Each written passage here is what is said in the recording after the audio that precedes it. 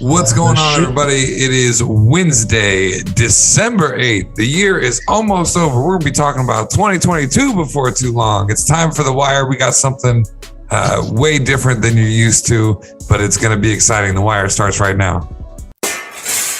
I'm going in, it's first and 10. I'm a legend boy, a champion. They can't match the flows, the X's and O's. I'm breaking the code, devastation about to unfold. They calling me Derek by the way I roll. Bet you never ever seen a pro this cold. I float like a butterfly, sting like a bee. I mix with Iron Mike and the great Ali. I'ma run it back, believe me, baby. I fathered the game, call me Daddy Brady.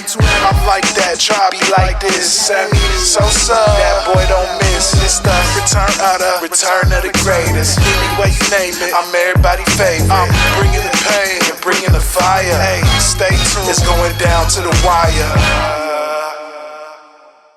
All right, fellas. We got Sahe out on a remote location, checking on some scores live for us. I mean, he's actually in a locker is what's going on. No, I'm just kidding.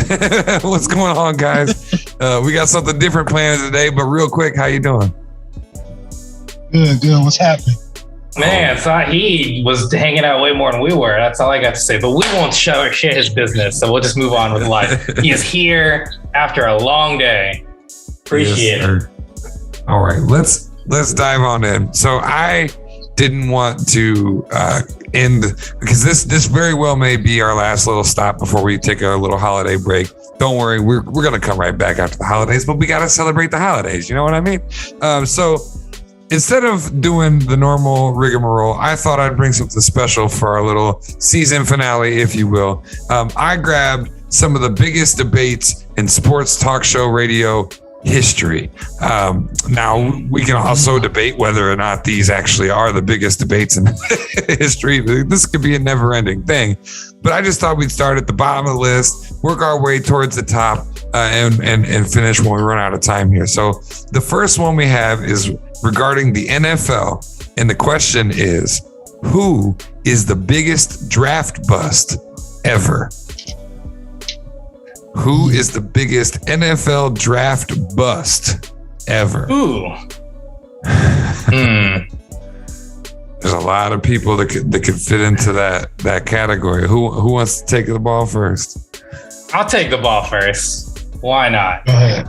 Now, I think one of the most famous examples is Ryan Leaf of the Chargers. He was a first-round pick, perennial first-round pick. Everyone said he was going to be amazing, and then he crapped the bed. Another one I think is very famous, quite frankly, is Achille Smith. He was the third pick in 1999. The Cincinnati Bengals famously drafted him, and he only started, I think, 12 games. So another terrible pick. But in my opinion, the worst and biggest bust, and as you notice, I'm going with quarterbacks, Jamarcus Russell, 2007 Oakland Raiders. Now, this guy, let me clarify, this man is my hero. And the reason why I say that is this man is your villain, because he got the biggest bag that had ever been done by a rookie. And because of this man, and because of the lack of his willing to work, and among other things, we're not going to get into the purple drip and all the other stuff he did, but he made $60 million doing nothing. And now quarterback rookie contracts are favorable for the teams due to Jamarcus Russell. So he absolutely changed, honestly, the landscape in all seriousness. But that's why I'm going to give him the biggest bust of all time. Because when you talk about a guy who basically didn't even start until week 12, didn't do anything. I think he reported it to the team in September. There was a whole big thing. 25 games he played, he got cut, and he gained 20 pounds during the offseason in 2010. This guy was special. And by special, I mean terrible. Like, it's not like he didn't have the talent. It was just he was lazy. And he got fat, basically, from not keeping in shape.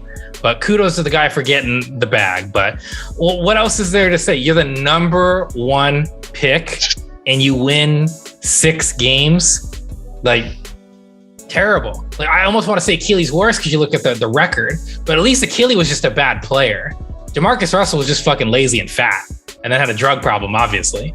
But to me, that's why Jamarcus takes the cake, because Jamarcus at LSU if you looked at him from a book standpoint, like he had the cannon, could throw it 60 yards sitting on his ass. He had all the tools to be successful, and he neglected it. And because of him now, there are so many teams, like, for instance, that has like Justin Herbert for the Chargers. And now that boy is not going to get paid for years because they're going to keep him on that tiny little contract so their other players can get paid and they can be more competitive. So he has to be the biggest bust, in my opinion, due to him being so bad. They changed the pay for rookies due to Jamarcus Russell. So I'm going to go with Jamarcus Russell's the worst bust in the NFL. What about you, Sahe? Do you have a different biggest NFL draft bust? Yeah, that was when you posed that question. That was the first name to come to mind, and I didn't hear Richie say, but there was a story going around about old Jamarcus Russell, man, and the story goes like this: he shows up to training camp. I think it was late, right, Richie? Yeah, he showed up a little late, and the coaches are like, Here's a tape of blitz packages and things you're going to see this season. Take it home and study it. And he's like, all right, coach, I got you. But what the coach didn't tell him was that everybody in the organization knew that those tapes were blank. It wasn't nothing on them. And so the next day comes and the coach is like, hey, Jamarcus, did you get to look at the tapes and see everything? And he said, oh, yeah, I checked them out. We're good to go. So that was like the first strike right there. He did not look at those tapes. He didn't give a damn about that organization. They paid him, and that's all he wanted. You know what I'm saying? He couldn't think of anything else. That's like the biggest, like, oh my God. Like he said, Ryan Leaf, okay, he just couldn't cut it. And there's other guys that get drafted into horrible situations where they're not going to be able to cut it. I could have threw Jameis Winston in there simply for his 30 for 30 season. Yeah, Jamarcus Russell had the sauce, but he just didn't want to preheat the oven. So he's the biggest draft bust of all time, man. Hands down. Before we move on to the next one, what about you could do this with the NBA? What about the NBA, man? What do you think the biggest draft bust in the NBA would have been, Sahe? Kwame Brown. No, I'm just playing. Hopefully he comes after this podcast so we can get some clout. But biggest NBA bust, Anthony Bennett, maybe. That's a good one. Yeah, that's a good one. Yeah. I mean, yeah, I'm gonna go with that one, Anthony Bennett. What about you? There's no reasons why. Yeah. Okay, well, first, I'd like to say, Sahe, great choice in Anthony Bennett. He played one season with Cleveland and shot like 30% from the field, not three-pointer, from the field. I think he played for like 4 more teams, and he was an absolute bust. I'm going to go with a 1-2 tie. I'm going to say Greg Oden, because everyone had high expectations for him. He was in the same draft with Kevin Durant in Portland. And then Darko Milicic, who also had high expectations because he's drafted between LeBron and Carmelo and Dwayne. So both of them were busts. Now, Darko's technically an NBA champion, so how dare I disrespect him? But I think he averaged like 1 point per game in his career or something. It was really bad for the second overall pick, the guy behind LeBron James, by the way. So that's pretty bad. And then Greg Oden is another one because, again, Greg and Kevin Durant, Greg was number 1, KD was number 2. And it's another big what if Portland had gone KD instead of Greg Oden, who knows what would have happened. So to me, although I do think Anthony Bennett is easily a great choice, and anyone could easily argue is the worst, I'd also like to throw a shout out to Darko Milicic and Greg Oden because they were easily terrible as well. Greg more so his health issues than his skill, but Darko Milicic just sucked. He was bad. All right, let's move on to this next debate here. This one's interesting. We've kind of covered this in some aspect. I feel like you got to take certain sports out of this conversation. So we'll kind of narrow that down. The next question is, should women be allowed to compete against men in professional sports? Obviously, I think, not saying anything. I definitely support women's rights, but American football might need to get pulled out of there. But one could argue that European football could be played co-ed, that basketball could be played co-ed, that golf could be played co-ed. Sahe, we're going to kick it off with you, man. Do you think that there's any of the professional sports that men and women should be able to compete against each other? I mean, I guess maybe like this is horrible. I'm going to get so many people sending in hate mail. I'm going to get banned off YouTube. Right. This is a trap. Be careful. Right. So I'm not going to say the obvious or what everybody thinks of how they don't want to see any of that. But there's, I said it. But I mean, I don't know, maybe like cricket or like swimming, golf, maybe basketball. I don't know. I mean, I guess volleyball would be a good one, I guess.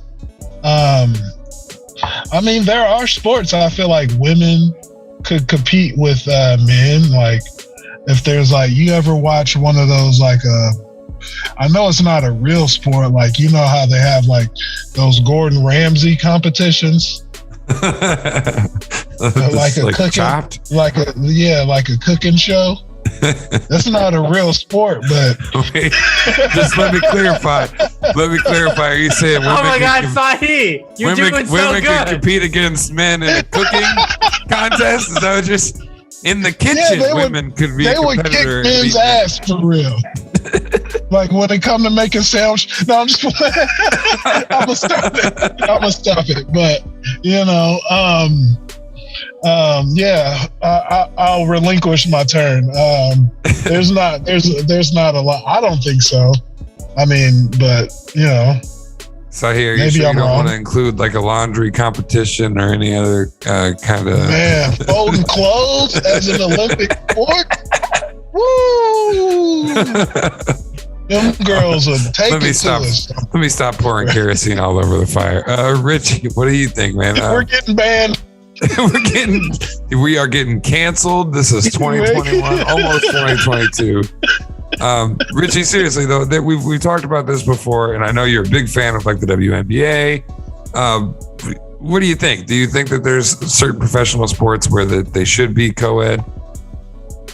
Absolutely not, to be honest, in all seriousness. Now, I was going to make some jokes too, but Sahe already hit the funny stuff, so there's no reason to at this point. But what I'll say is this, it's real simple. In the WNBA, let me give you an example. There's been 3 women who've dunked in a live game. 3. So there's no point discussing that. They have no chance. Obviously, we can't even talk about like American football because women don't play that. And if they did, obviously not even a fair.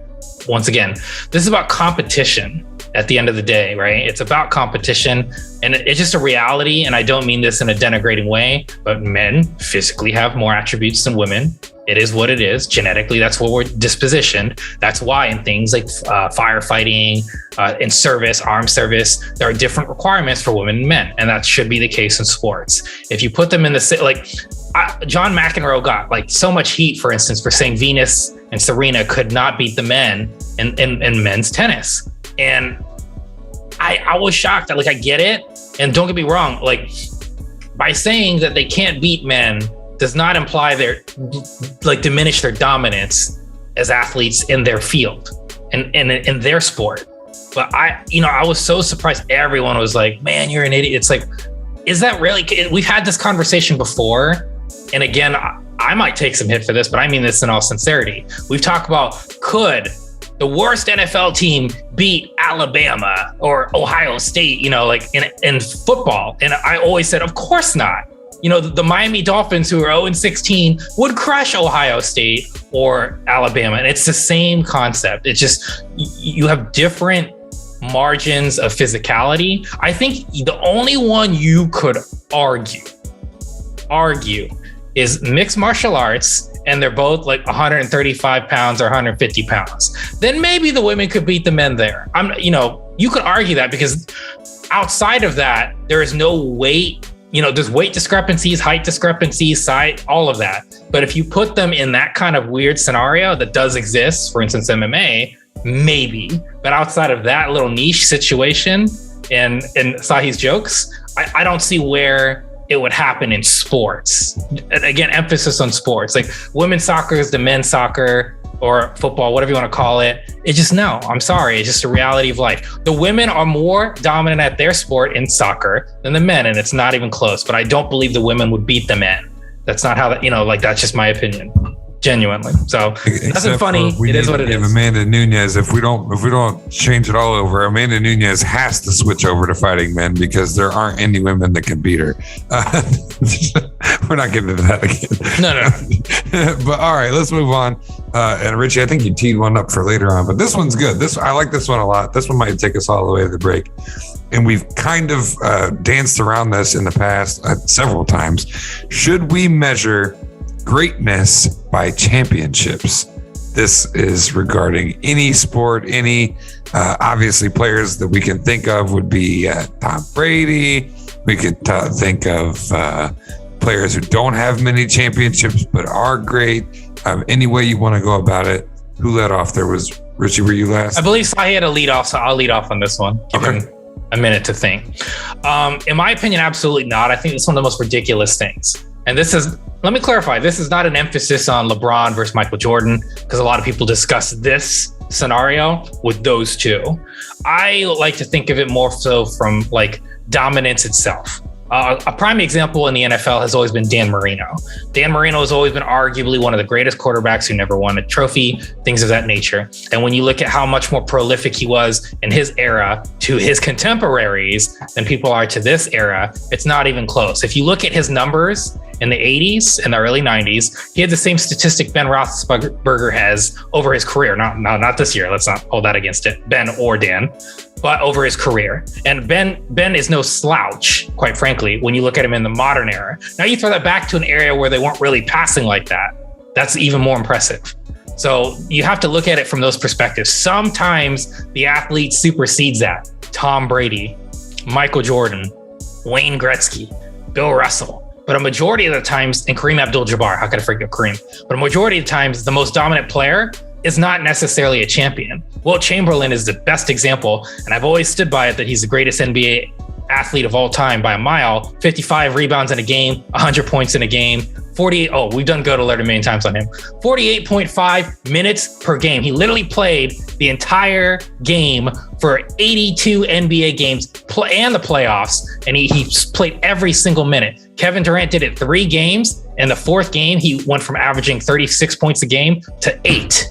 That's how painfully challenging something like that is. So that's kind of my point when I say this, that you can't just always look at somebody's championships. Now, Tom Brady, for instance, in the NFL, is the Wayne Gretzky now. He's the outlier that every quarterback will never be able to have a successful comparison. When you look at him and Peyton Manning and you really look at their effects on the NFL, they're both absolutely amazing champions and absolutely amazing quarterbacks. But if you look at their resumes, if you don't know and watch them both play, you would say Tom Brady's like 10 times better than Peyton Manning. Now, but I don't think the margin's nearly that large. Peyton Manning was very dominant, and quite frankly, more dominant in terms of like his statistics and his abilities than Tom. But like anything, team sports tend to lead to that. Now, if we're talking individuals, that's where you can easily say the champion is the best. But a lot of the times when we refer to this argument, it's about team sports and collaboration. And that's ultimately why I don't think it's a fair marker for success. One can easily argue that, though, because one can easily say, well, the greatest players will lift their team. But I think that's where you have to start drawing the line. In football, one player doesn't really affect the same way as like an NBA player. Like an NFL player does not have, he's only dictating one side of the field. Whereas an NBA player, an NHL player, they get both sides. So, for instance, just to go off of that, Tom Brady's easily the greatest, and he happens to have the most championships. So that's an easy argument for you. But there's just so many talented players who just never hit like Charles Barkley, one of the greatest NBA players of all time. Never won a championship, never will. It's unfortunate. He's actually top 3 in efficiency of all time. The only people who out efficiencyed him were Wilt Chamberlain and LeBron James. That's huge company. But, at this point, he's more of a meme. He's more of a sportscaster than he is an athlete at this point. So I will always advocate for the dominant players by their statistics and their output and how they actually played on the field or in the courts or on the rink than I will based on their statistics and how many cups they held up or Lombardi trophies, etc. So for me, actual playing skill is way more valuable than championships. All right. Thank you, sir. Richie mentioned Charles Barkley, and I think you mentioned Dan Marino. Other names you could throw in there: Steve Nash, Ken Griffey Jr. Sahe, what do you think? Should greatness be measured by championships? No, greatness isn't like yes and no, right? Everybody is playing to win championships, and the people who get them we consider the greatest of all time. Like Jordan and LeBron, like he says, well, Jordan's got 6 and LeBron's only got 4 or however many he has. You know what I'm saying? So it's just like you just use that in the argument. You know what I'm saying? And you're trying to figure out who do you like more, who do you think is the greatest of all time. You got to have those championships to go with it. That's why Tom Brady was like, I'm going to go out there and I'm playing again. His wife asked him, what else do you have to prove? And he's telling her like, listen, I got to show these motherfuckers that I'm the best, the greatest to ever do it, ever will do it. It's about legacy when it comes to championships, not just greatness. Because you have everybody that plays professional sports is great, right? Even Jamarcus Russell, the biggest bust of all time. There was something great about him. That's why he got to where he was at. But when you want to separate those guys, that's when you go to talk about legacy and championships. And that's what those guys are playing for, because they know they're all great out there, or else they wouldn't be out there. It's kind of like the respect of the game. Because you like this, Jamarcus Russell might not have been the biggest bust of all time had he went to a good team. You know what I'm saying? A lot of players' situations are based off the situation that they're put in. You know what I'm saying? So some guy might have a great career, but he was drafted to the Bengals, so now his whole career is shot. You know what I'm saying? So it's like there's so many factors that determine greatness. The greatness of your legacy. But championships to define greatness, no, it doesn't. Like you said, we've got so many players that hasn't won champion. Charles Barkley, great guy, famous guy. He's going to be remembered forever. And part of the reason why he's going to be remembered forever is because he didn't win any championships. So, really just not everybody's going to. Yeah, terrible game, man. Those guys, I can't believe it. I don't know what I was looking at. But I don't feel like championships define greatness at all. Championships to me is like more of a legacy thing. Okay, I like it. Getting spicy. We're moving right along here. Let's pop into this next one. Why isn't soccer bigger in the United States? It is one of the biggest worldwide sports. We've seen how much of a following it has in places like Europe, and the effect it has on the fans over there. I mean, I don't know if you guys have ever taken the time or just had too much time on your hand and watched soccer riots over there, but gets a little crazy. Why isn't soccer bigger here in the United States? Sahe? Oh man, why isn't soccer bigger here in the United States? I already killed one community. I've already got banned from the women's rights community. Now the soccer people are going to hate me because that sport is boring as hell. Nobody wants to sit there and watch people kick around a ball and get hyped for it. Yeah, soccer is a great sport. I used to announce soccer games in my college days, and I got into it, and I'm like, yeah. I had a stake in it. I was an announcer for the game. I'm at my school, so I kind of got into it.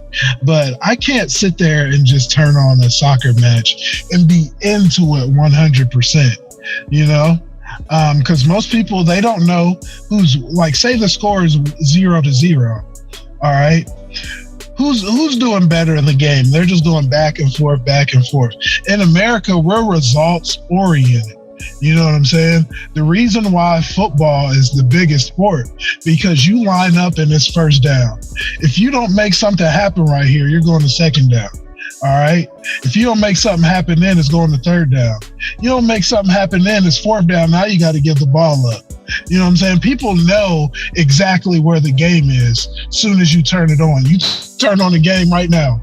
Oh, it's 3rd and 10. Let's see what's going to happen. You know what I'm saying? In a soccer game, and if it's 0-0, and you're like, I don't know when something is going to happen. I don't know what's going on. I got to sit here and I might fall asleep. And that's why those announcers have to scream out, go! Because they're waking everybody up. Like, yo, it's happening. Yo, alarm, it's happening. Watch this. We gotta go finally. But a football game, you can see the results. You know what I'm saying? Right then, right now. And it's a little bit more exciting. I'm sorry, soccer people. I don't know how many times. This feels like the first time we've ever discussed soccer on here, in my opinion. And it's tough that it has to be in a way that I'm bashing it. But, like, get some more excitement into the game. I don't know. Get the goalie out of there, Get the goalie out of there. Get a smaller goal, and let's see what soccer is about then. You know what I'm saying? Because it's just, I don't know. It's just too slow, not big results oriented, and people don't have time to be sitting there through that. To stick up for the wire, I think at one point we covered the Super League. So we did cover soccer briefly. One time we covered the Super League. So we are a well-diverse sports podcast here. We love that you're subscribing. Richie, what do you think, man? We love soccer. To me, the simple answer, I agree with what Sahe said. The simple answer is, in the 30s, it became defunct and the NFL did it. Right? If it didn't go out of business and your parents watched it, you'd be watching it. It's real. If your parents watch sports now and watch football, etc., you'd be watching it. It's real. It's like anything. You get used to, baseball and football survived, and it didn't. So that's what you view as the sport of your country. Also, though, now that we have that structure and we have hockey and other things. And even borderline hockey, I think that's why hockey and baseball are also struggling in the modern era. We like scoring. We like seeing action. We like things happening. And even in hockey and baseball, sometimes that shit don't happen, which is why the NFL is like way the fuck up here, pardon my language, and everyone else is down here, and the NBA is the next closest. I think it's starting to change. The MLS is actually almost has more viewership than MLB, which is kind of crazy. And the MLB is going on strike soon. So I think in about 15, 20 years, when we're dinosaurs, soccer will be the 3rd most watched sport in the United States. But for me, it's what I would say part of the issue is, beyond what I just said, was the structure. Like Sahe said, you turn on a sport, you know what's going on. You turn on soccer and you're like, okay, he's got the ball. What part of the field? I don't know. The other part that's really weird is the fields are different. They're allowed to be different sizes. It's not uniform like every other sport in the world. For some reason, like my stadium's allowed to be bigger than your stadium. It can be longer, it can be wider, whatever I feel like doing.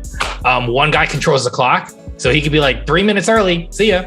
Sorry guys, game's over. If the ref feels like it. You think the refs in the NFL are bad? Holy crap, y'all don't even know. So there's a million things that I personally don't like, but I think that's the 2 biggest things as an American is like, and ties, but although football, as the Pittsburgh Steelers know, technically you can have a tie in football, but ties, the lack of cohesion and understanding. You can't understand what the heck is going on. The plays, the set play designed in real football, is not like basketball and the NFL, where you can analytically be like, oh, this is a play action into a skinny post. Like, what's coming. With soccer, you just like, it looks like, for the most part, people are running around and they don't have formal plays like that. It's more of a like freestyle.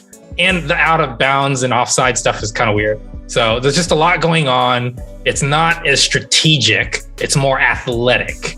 So for a lot of people who watch sports, usually, if they really start enjoying it, they appreciate the strategy.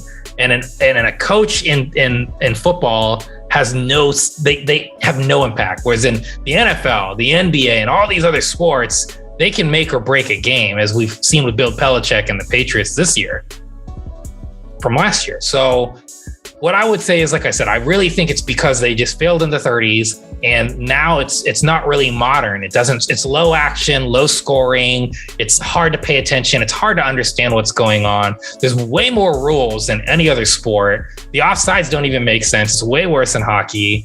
Everybody flops. You touch their shoulder and they're holding their ankle. There's a lot of weird things that I don't like. And I don't think it's ever going to change, but I do predict in like 10, 15 years, it'll be the third most popular sport in the United States. So it's working its way up.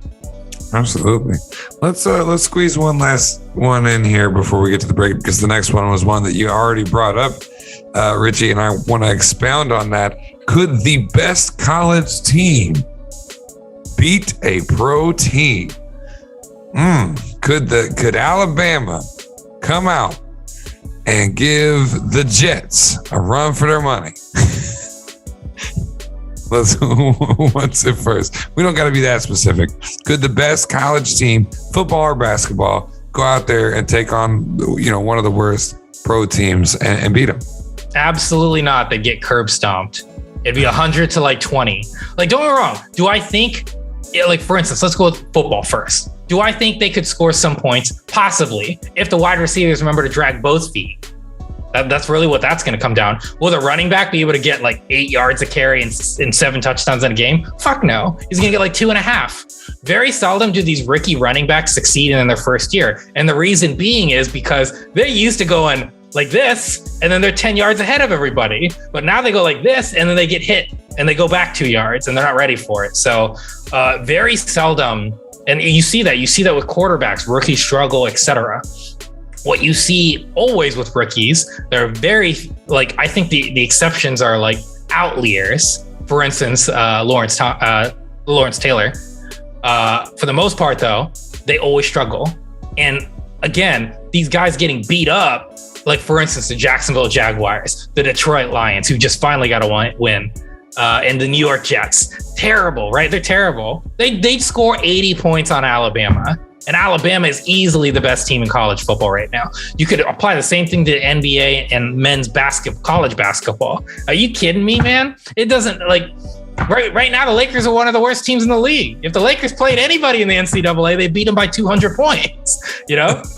Like, it's just not fair, because you got to remember, there's a physicality that these young athletes aren't ready for, and that's really the difference. It's not even just the knowledge and the sense of like what to do and when to do it. It's just physically they're different. These are young boys growing into their bodies and understanding what they can and can't do.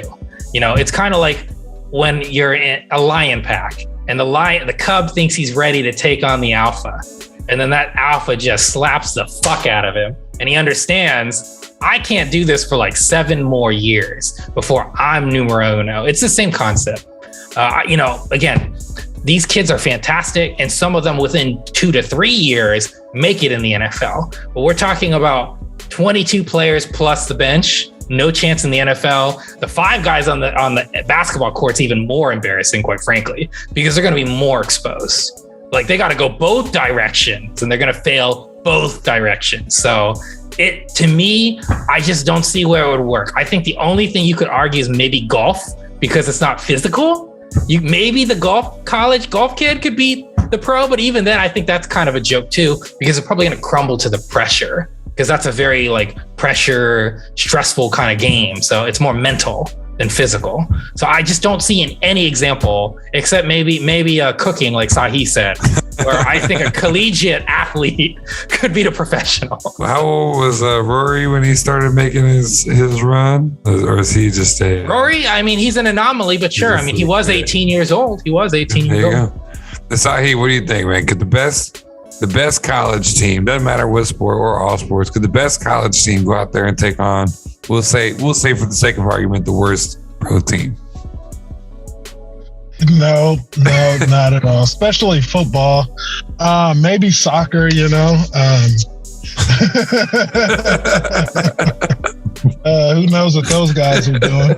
Right, no physicality. No physicality. We don't even know what the game is about, so maybe. Right. No, but you hear that all the time, like Alabama could beat the Lions. Like, no, they cannot. Like, that's the man's league, you know? Those dudes are playing to feed their families. They're playing a game, but no games are being played. It's serious business.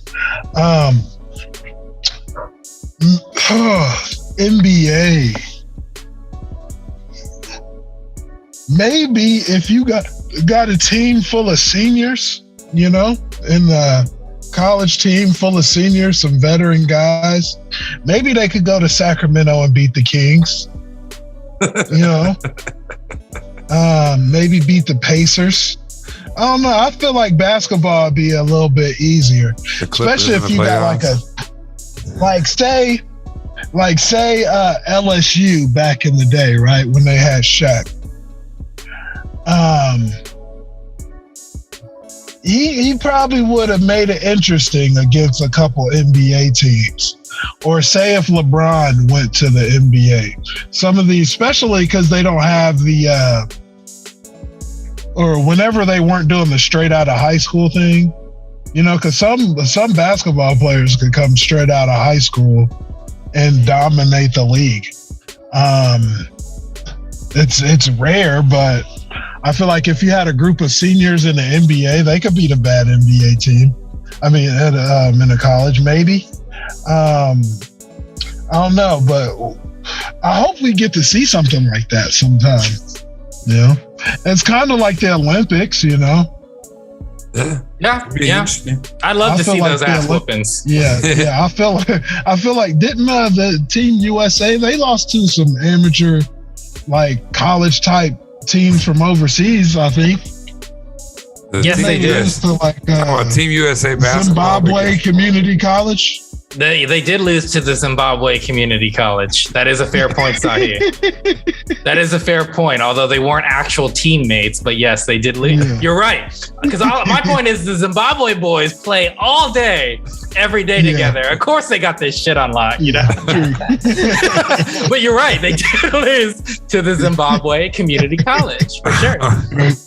All right. So you were listening to the Wire Sports Podcast. It's our series finale. We are coming back with a real hot topic on this next one. I'm excited to hear what comes next. Make sure while we're on this quick little commercial break that you grab that subscribe button, that like button. We've been putting some cool polls and questions at the below for the audio listeners. You know what to do. Just do it. Get down there in the comments. Let us know what you want to hear next season. Get down there and do it. We'll be right back. Did you miss H2G Podcast Season 7? Well, what are you waiting for? Follow the link in the description and catch up on all 7 seasons of the podcast that covers the tough topics and advocates for the hard truths. H2G returns January 2022. All right, folks, welcome back. It is the season finale. I said series finale. We're not done with The Wire. Season finale of The Wire. Last Wire episode of 2021. Next time, we're going to have an even year. Not that matters. All right. We're going over some of the biggest debates in sports today. I think it's a great way to end out the season. We've been having some fun so far. Let's kick these off, the second half off with a kind of hot one, I think. Let me look at the right one here because that's not it. Which sport has the best athletes? This is a debate I've heard before. I don't know if I've ever heard you guys go at it about it, but which sport has the best athletes? I will say, for the sake of the direction of today's podcast, the picture on the article Shout out to the sportster.com, by the way, for giving us this article. It's a picture of a soccer match. Just want to throw that out there. So which sport has the best athletes? I think, Sahe, this is your turn to lead off, if you'd like.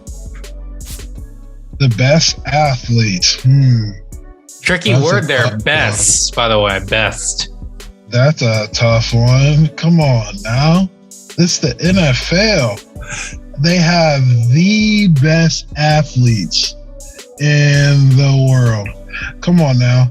You talking, you ever see, let's just put that catch by Odell Beckham up where he was falling back, caught it with his fingertips. Those guys have to catch a tiny little ball, in a tiny little corner while getting hit, getting 2 feet down. You see some of those guys, they're like little ballerinas out there.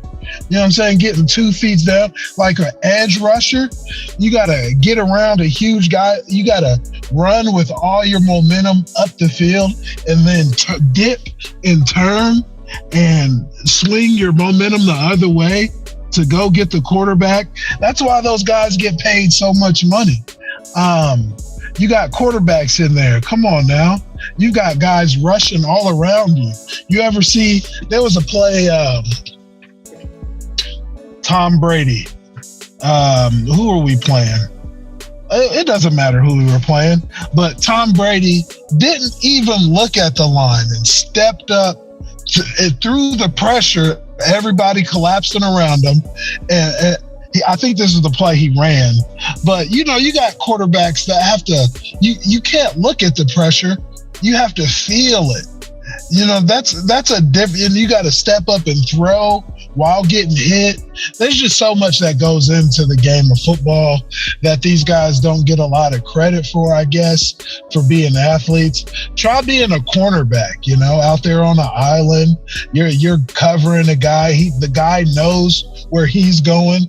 You have kind of no idea so you got to stop and turn and backpedal. There's just so much movement and, strength involved. You'll be hard pressed to tell me otherwise, in the words of Mel Kiper, that these guys aren't the best athletes in the world. Basketball. I mean, I would love to hear what Richie says if he disagrees with me, but football far and above everyone else as far as being the best athletes in the world. Yeah, Richie, I want to know what you say too, but one thing you're just not allowed to say is golf. Well, let me explain why golfers are not.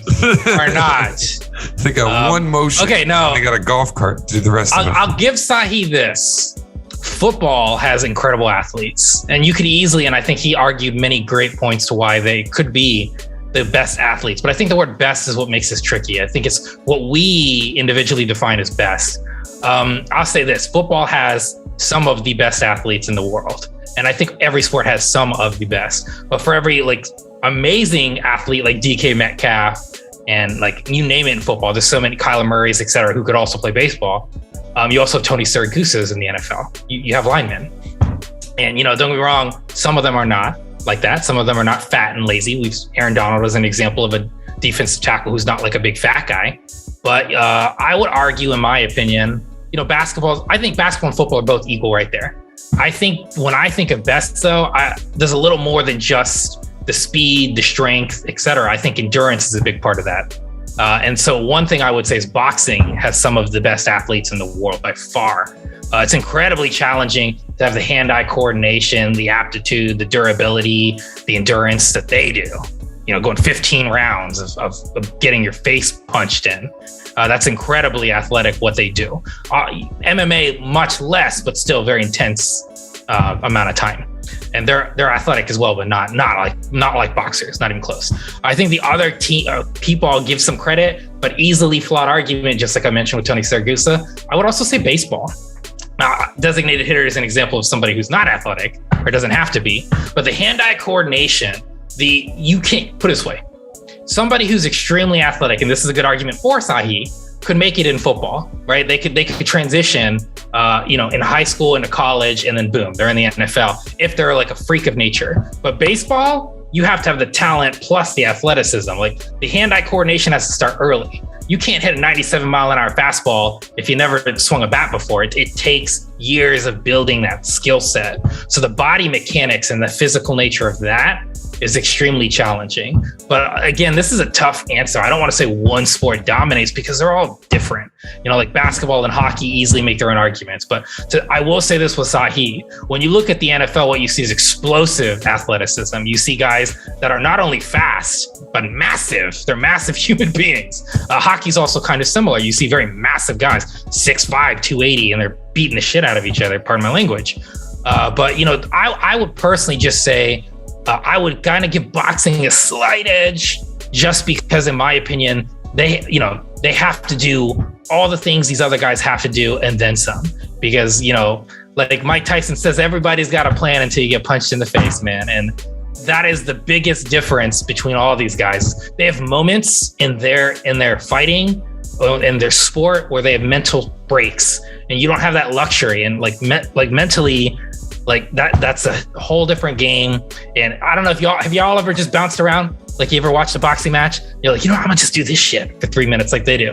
Man, that shit is exhausting. All right. That shit is exhausting. And that's not even like doing this shit. And it's like throwing punch. Like, that shit is brutal. So just from like the cardio, the endurance, and again, these guys are like, these two things right here are literally maximized to do the most damage humanly possible to their opponent. Like, these guys are in their like absolute primes. Every other sport, you got a fat guy. Like, what was that guy's name? I loved him, but David Ortiz for the Red Sox.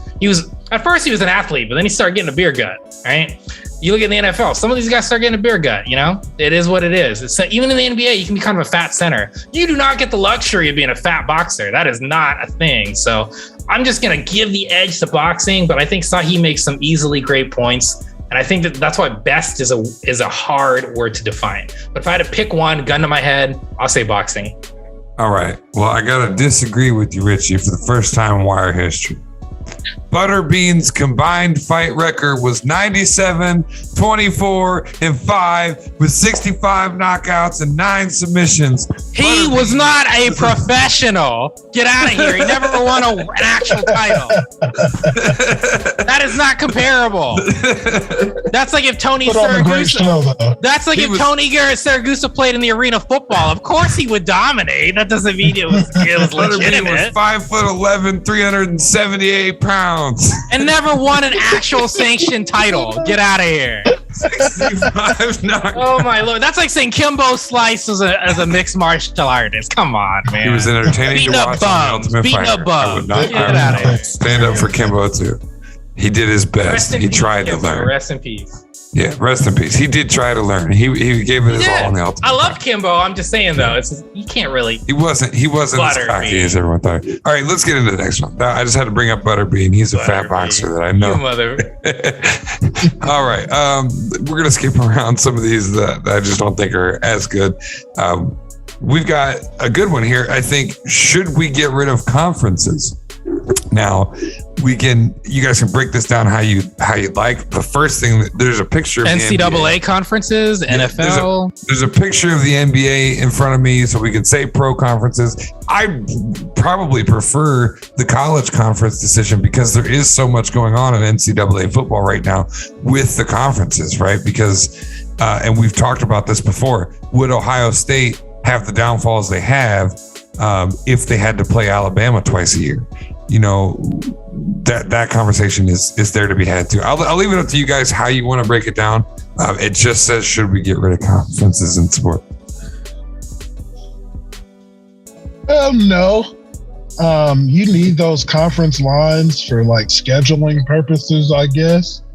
I feel like college football, like college sports, I feel like I was just talking with somebody about this the other day. How in the like say for NFL or the NBA, like each conference each year would schedule and play a different conference. Like the NFC West is going to play the AFC North. And so all the NFC West teams will play a game against the AFC North team or whatever. And I feel like they should do that, like the Big Ten versus the SEC this year, the All-American Conference versus the Big 12 this year. I think that would be fun. But to do away with conferences, no, because you have like conference titles and stuff like that, like deals with seeding and scheduling. So you kind of need it, I think, right? Yeah. Absolutely, and we got time zones. Well, yeah. I'm going to go with Sahe's point. I have nothing to disagree with. He's 100% accurate. The reason why there's conferences is, one, it adds to the rivalry of if everybody just who's the best and they play each other in the playoff, then how do you have rivals? You can't, right? Because realistically, then there's no parity. The other thing, which was more accurate and why this is the case and why, in my opinion, it will always exist, is scheduling. And it's not necessarily time zone because, for instance, the NFC, the Southwest and the Northwest usually have big jumps. But it's for consistency's sake. You're going to play this team 2 times a year in basketball, 6 times a year, 8 times a year. And you're going to play a rotating conference. For instance, the AFC North is just the one I know off the top of my head. This year they played the NFC South. Last year played the NFC East, which was the least. And the year before that, they played the NFC West and they played the NFC North. So anyways, the point being is they rotate that out to have consistency and guaranteedness. So there's impartiality in the schedule. So you can't be like, man, we're getting screwed. Why are we playing all these hard teams that are better than last, the strength of schedule. The strength of schedule is more balanced in that sense because it just has to do with, is this conference or this division rather succeeding? Because if it is, then tough luck. Sorry, you have a rough time. But if there was no conferences, then there's absolutely no way to make scheduling impartial. And I think that's part of the reason why they have to kind of exist, because then it would just, there would be on some level, one team could easily every year champion this sport has it out for me. Why am I playing this guy and this guy and this guy and this guy? They don't have to do it. Why am I doing it? So It's just too challenging logistically. The other argument that's made is, well, let's leave the conferences, but then let's just make it who has the best records. But again, then that defeats the purpose of the conferences. Like, I understand we want the best product, but as a fan, I'm willing to accept that even in the AFC North being a joke right now, the NFC East being a joke in general, these teams, somebody's got to come out of it, and it is what it is. And, it's not fair. It just, like this other team has, is killers and they're like 8-2 and then 7-3 and 6 and, et cetera. Why can't they all come out? Well, it's what you got to deal with. That's your competition. Those are your rivals. If you're better than them, you would have proved it during the season. And it's the same that applies to NCAA. I've made this point to the NCAA with what Justin said is Ohio State should do themselves a favor and leave the Big Ten because they always lose once a year. So if they're in a tougher conference, it would be much easier on the voters and the coaches to give them a second chance. But since they're in such an easy conference, and I'm not saying it's so easy, but you at best case scenario, you have 3 teams that are talented in the conference. That's why when they make that one loss, they get screwed every single year to an Ohio State fan. So they do need to move at some point. But that's the beauty of college sports is these conferences aren't like the NFL. They can change. You can leave it. You can go somewhere else. Look what's happening in the SEC. Look what's happening to the Big Ten. It's like the big nothing now. So to answer that was like very long-winded, but conferences matter just due to scheduling and impartiality, and they need to be there. And at the end of the day, if they don't have value and you just pick the highest winning teams, then what is the purpose of the conferences? So there has to be like an advantage to being in your division and in a conference. Otherwise, why are we playing at all? Absolutely. There's some good ones here. There's ones we've covered before. This one would be fun. We're not going to do it because it could be extremely long-winded, and it's a GOAT conversation. Best team ever. We don't want to do that. We're not going to get into MJ or LeBron. We're not going to get into best QB of all time because we've already done that. And we've had an extensive discussion on whether or not defense wins championships. So I got a quick one in baseball. then we're going to close it off with one that I think is pretty exciting. Baseball. What is more crucial to a team's success, pitching or hitting? Probably looking at when you're trying to manage your salary and cap and get a new player. And who do you want first? Star hitter, star pitcher. I'll go first. I feel like Sahe's been having to go first a couple times here. Even though pitching is very important and crucial and dominant, and for instance, there are some pitchers, Cy Young, Randy Johnson, Roger Clemens, Kurt Schilling, etc. There's amazing pitchers who dominated the sport. Pedro Martinez for a while. The reality is this: they only get to play 1 out of 5 games. Sorry, guys, that's how it works. When you're only 20% of the time, you're not as valuable. It's really that simple. And that's exactly why I don't care how great Nolan Ryan was. He's never going to be the greatest, baseball player of all time. That's why most people argue Ted Williams. And when you usually look at the GOATs, the top 5 are almost always people who played a position outside of pitching. And the reason being is the pitcher only can influence the game they're in, whereas the batter and the other players get to play every single game. Now, if that could be different, if there was less rotation, which there is in the playoffs, then the pitcher instantly adds more value. And you see that, like the pitcher doing 3 games in a 7-game series. That's where they can start influencing the game more. But you have to look at it. You can't look at it like one game. You have to look at it as the MLB, and you got to get through the regular season to get to the postseason. It's kind of like trying to nullify that the regular. You have to get into the playoffs for it to matter. And the batter has way more to do. One player batting has more to do than one pitcher pitching. Now, obviously, we're talking at both of them being at the top of the mark, I assume is the conversation of scope here. Like best batter, best pitcher. And so obviously if the best pitcher faces the best batter, that's a fun little, thing to talk about. But who has more impact? The batter. And that's never going to change unless the rules change. But if the rules change, then the pitcher's going to blow out his arm, and then he'll only play for 8 years, and then he's done. The reason why they're limited to 1 per 5 games is because they want to keep the longevity of the pitcher so they can pitch for 25. Look at Randy Johnson. He pitched until I think he was 44 years old, where most batters do not have that luxury. So from a franchise perspective, we can start arguing, who's the better decision. But in terms of bigger impact, it's the batter. They're there every single game, and they have an opportunity to influence every single game.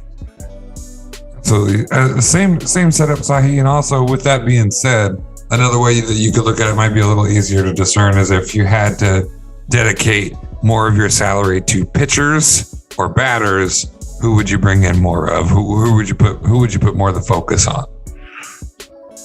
Oh, for me, it's pitchers all day. You need some guys in there that's gonna hold it down. Some guys that you can trust. Because if you're facing the top batters, which you are, you're gonna need some guys to get some strikeouts. So for me personally, I would go with a pitcher because I'm more of a defensive-minded guy. Like you said earlier, defense wins championships, and as Richie just pointed out, in the playoffs is different. You have to make it to the playoffs for the pitching to count.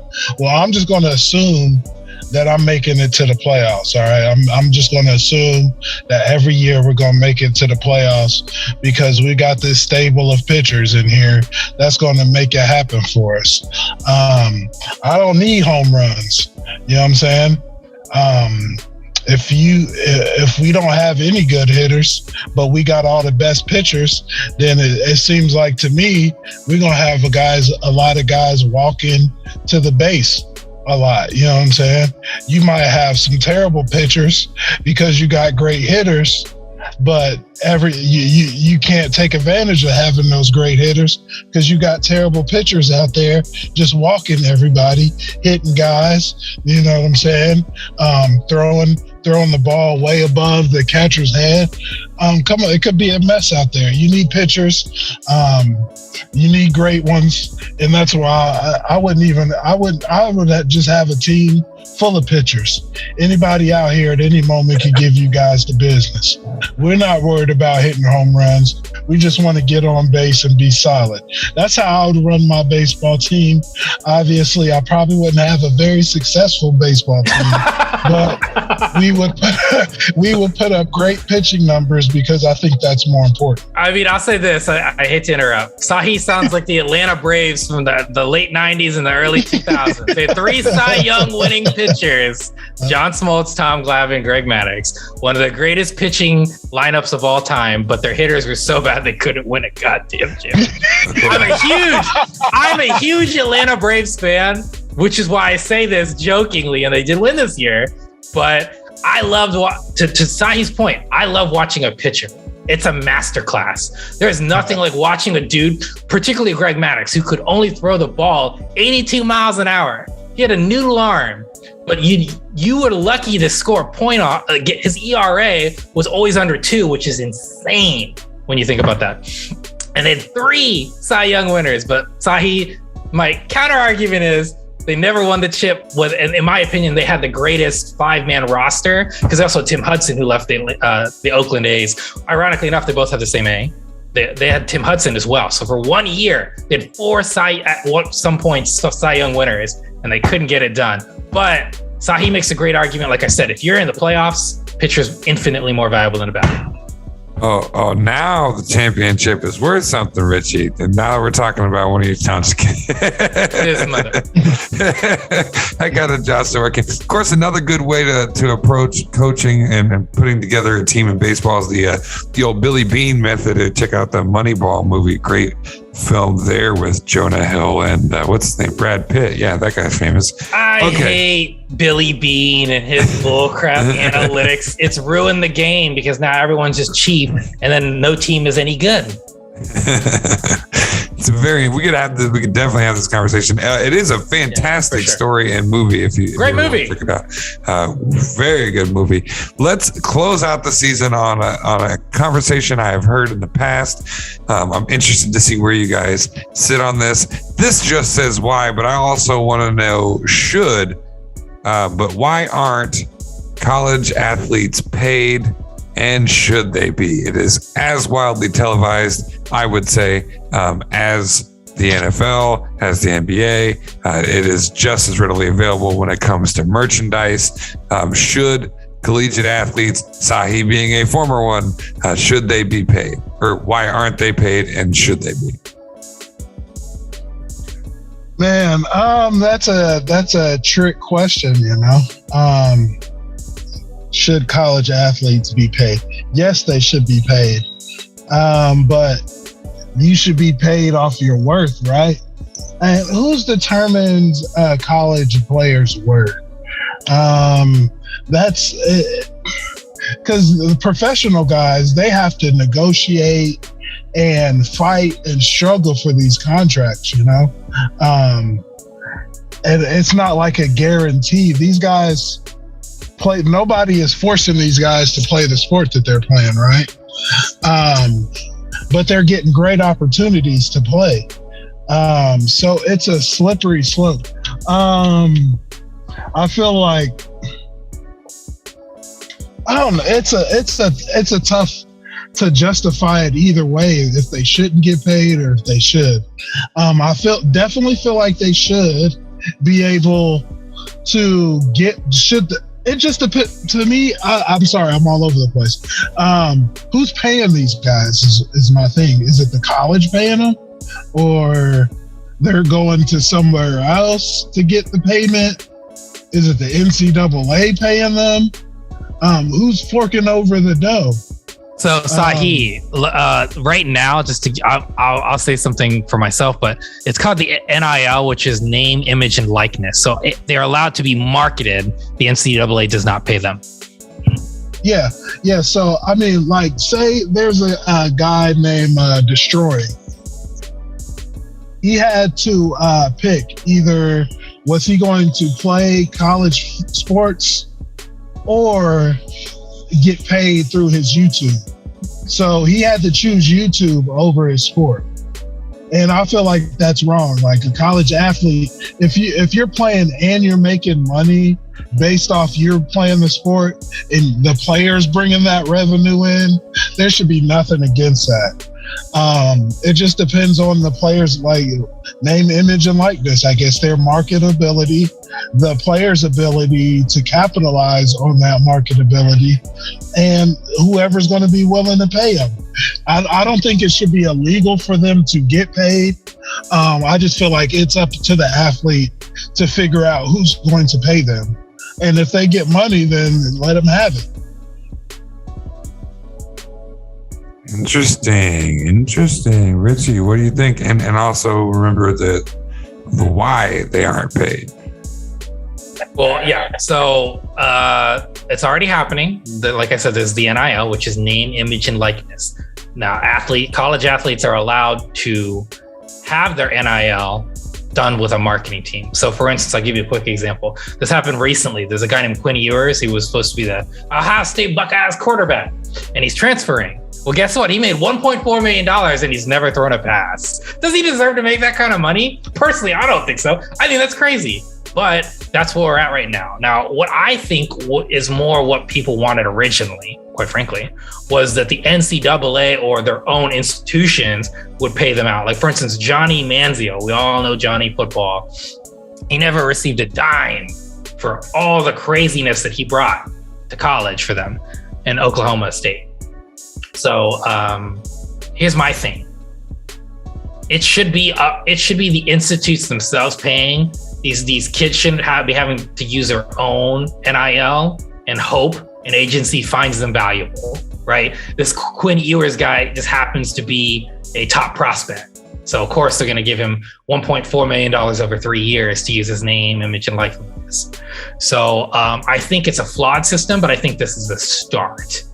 At the same time, this is a can of worms because they are getting a free education at a college, which is not cheap.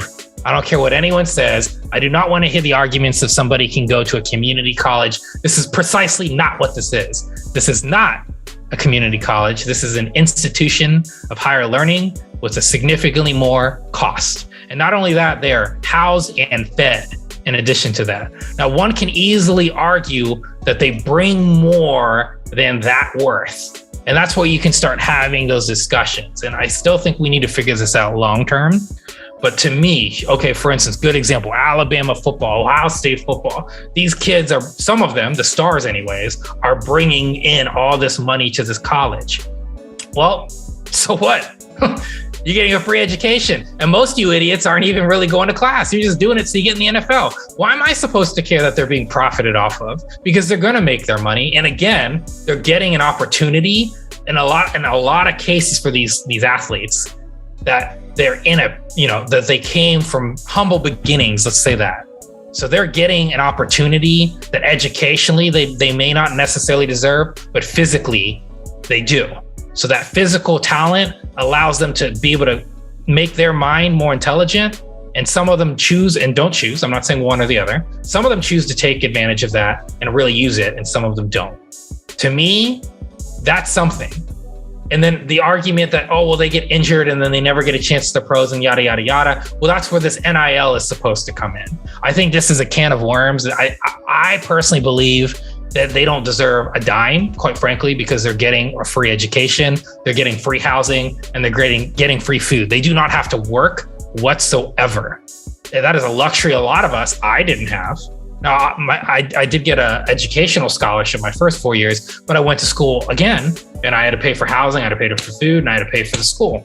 You know, that cost me $97,000. That was expensive for me, and it took me years to pay that off. And these guys get it for nothing. So it's not even just that. You also have to factor in all the other benefits they get. They get the coaching staff, they get all this equipment, they get trainers. They have so many more benefits than that people don't upsell and don't try to talk about. Let alone educationally, they can be dumb as a brick and somehow they pass some of these classes. Come on, they can get a free college education and degree for showing up and doing nothing in the classroom. And then in addition to that, have a chance to showcase their talent and usually make millions. It's a slippery slope.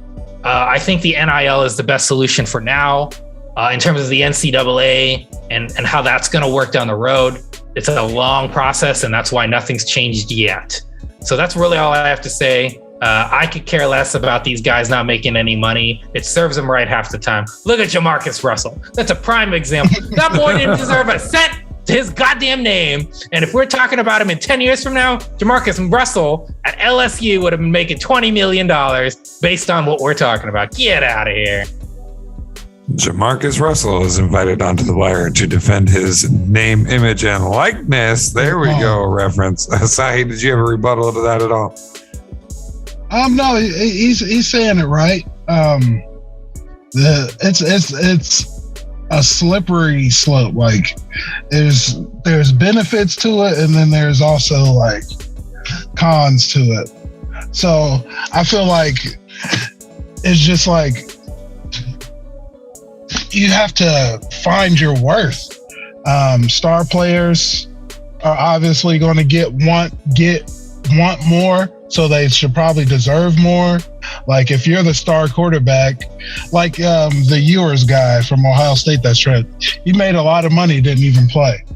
I don't think that's fair to the guys that were out there playing, but at the same time, he made those opportunities for himself. So who's to tell him he can't have it? So it's just something that's going to have to continue to get worked on and balance out with time.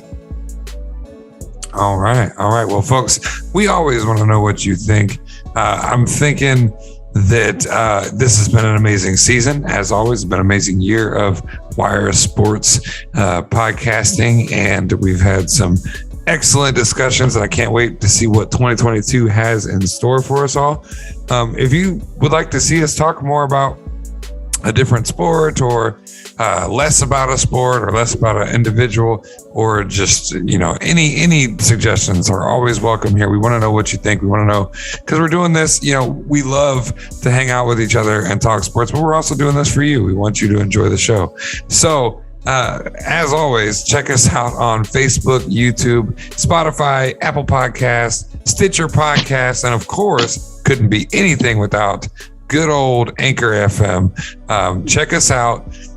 Make sure you hit up the reviews, the comments, the likes, the subscribe, so you know where to find us. And how about you share it with some friends? I mean, you talk sports with people. Like, don't just tell them, hey, I heard something cool on this podcast. Tell them where you found it. Tell them to come in here and talk to us about it. Until next year, we'll see you. This has been The Wire.